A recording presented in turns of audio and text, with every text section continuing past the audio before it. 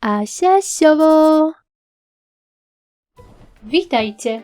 Dziś pokażę Wam, jak zrobić drzewko z róż ze wstążki.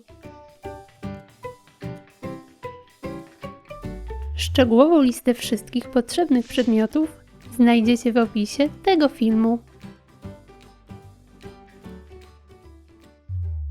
Ze wstążki o szerokości 25 mm ucinam około 4 cm paski. Wycinam kształt liścia.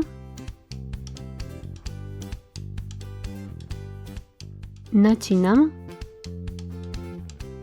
Opalam. Robię około 20 takich liści. W kuli robię otwór.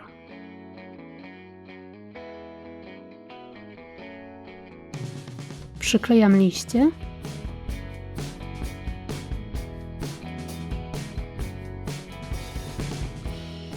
A następnie zaczynam przyklejać róże.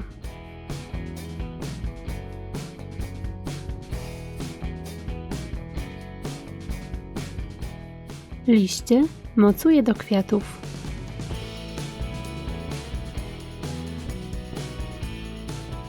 Kontynuuję przyklejanie, aż dojdę do otworu.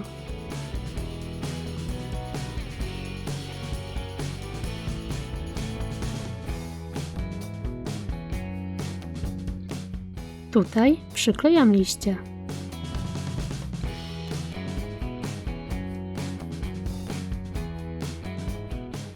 Do otworu wlewam trochę kleju i mocuję drążek.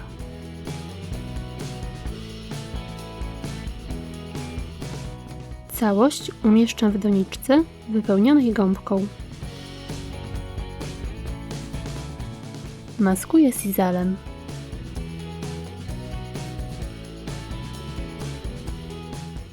Przyklejam kokardę.